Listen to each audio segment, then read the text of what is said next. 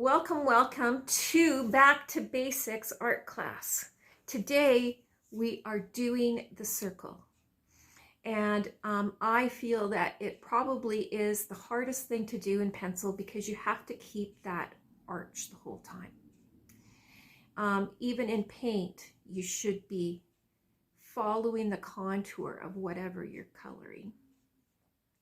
But before we do that, I have a little short video on the shadow, and where the light hits it depends on what kind of length and shade the shadow makes. So I'll show you that first, and then we'll get on with the circle.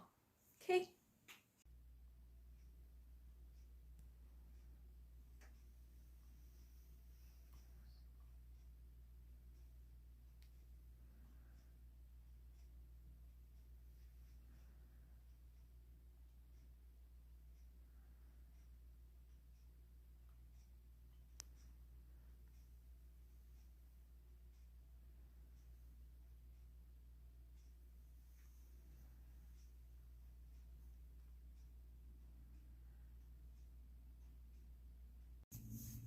Now, the circle is, I'd say, one of the hardest things to do.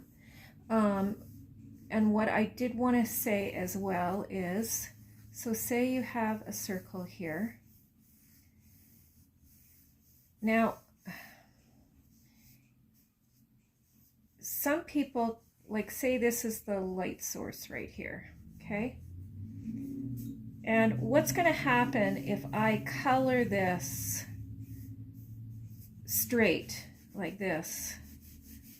It's going to make it look flat. Even if it does go from dark to light, it's still going to look like a flat circle. So we always want to, see, I guess I could show you this way.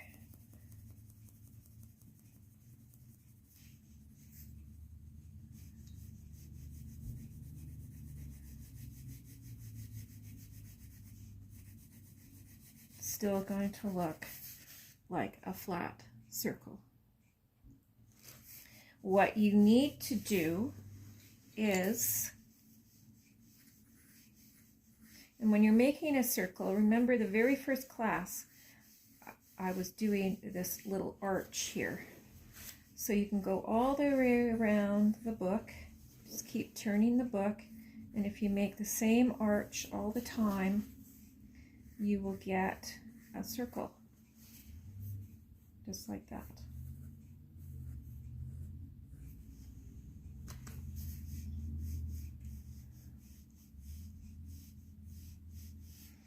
Okay, now if the light is coming from here, say, the light is going to hit it here, it's also going to be a circle.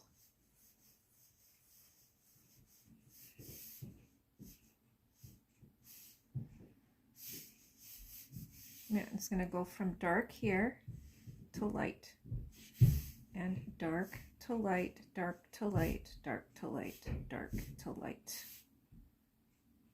But the trick is to shade it in such a way that you have to keep the arch going. And I've always found it the easiest, especially when I'm doing pencil, not so much with paint, but with pencil, to go all the way around the outside of it first, and make sure that you keep your hands off of the circle, because otherwise it'll all smudge. Go all the way around the circle first.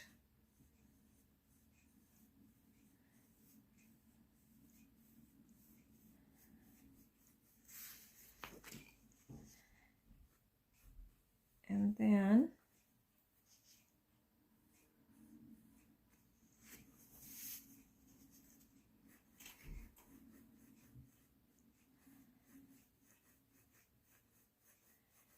I kind of just keep going around a little bit and a little bit and a little bit, and I don't make it too dark at the beginning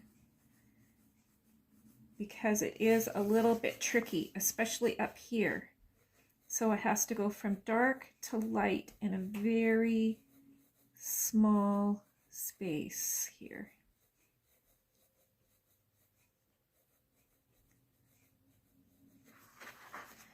And then the direction has to change.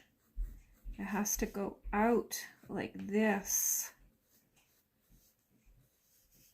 It has to go out like that. You have to be able to turn your pencil that way. And this on this side the same, right? Has to go out this way.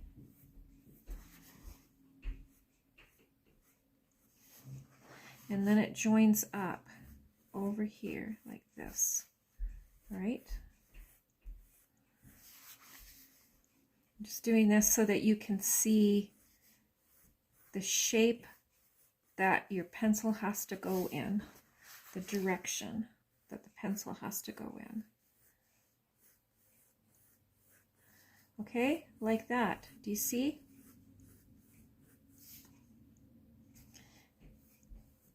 And then it's going to get lighter and lighter and lighter here, right here, and it's going to go to darker. Now it's perfectly okay to shade it all lightly and then go back and get it darker. The object is to keep the shape of the ball.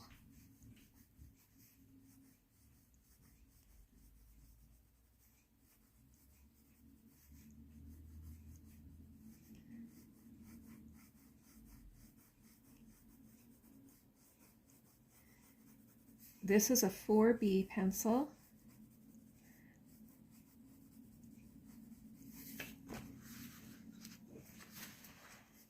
And we're going to do this in here.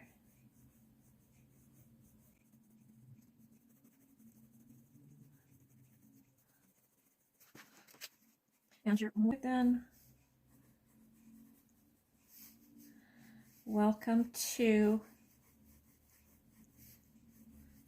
this is a 4B, so then you could take a 6B or a 5B and go back and do the darker part.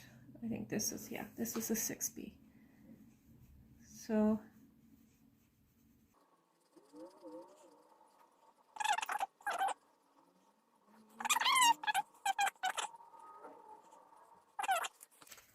okay, so then if this isn't finished, but if it was, if the light is coming like this and it's shining on the circle, then the shadow is going to be back here too, right?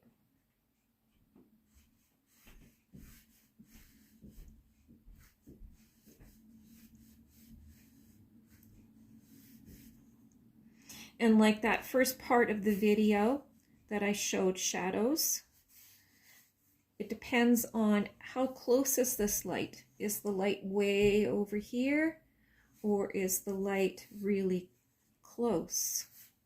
It'll make it shorter or longer, depending upon where the whole light source is. Okay, and then of course it'll go from dark to light this way and dark to light this way, right?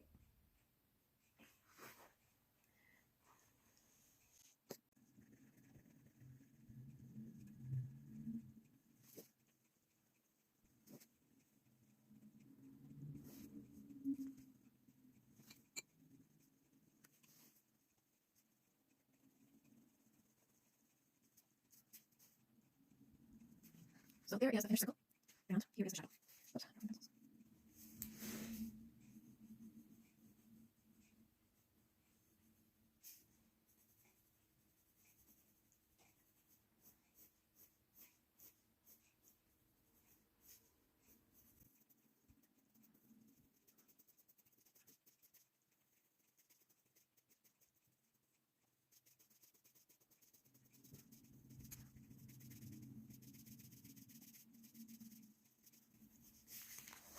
There. Now this is very, very basic art. If in advanced, we would have left a little tiny bit of white on this ball right at the edge, just inside the edge actually. It would be like if this was the circle, bottom of the circle, then this would have been colored like this, and then there would have been a little white edge there.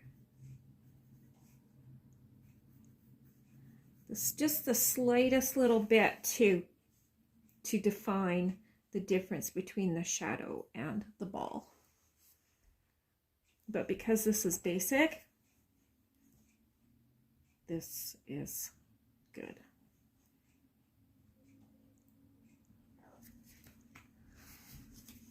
Okay, so I hope that you guys can understand all that. Oh, I was going to show you too. So say I colored this too much here. This eraser is really good, and you don't need to like rub it like this.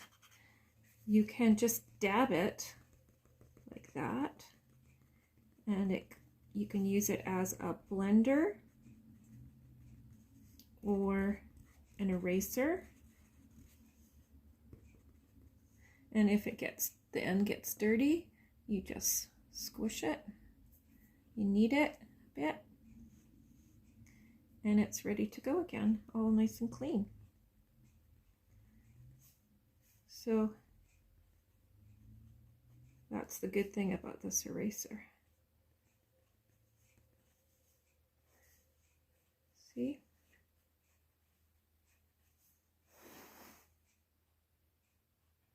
Okay, so next week we are going to do a positive and negative space, and how to look at something and get a measurement on it. So I hope that you're able to practice the circle. It does take the most time.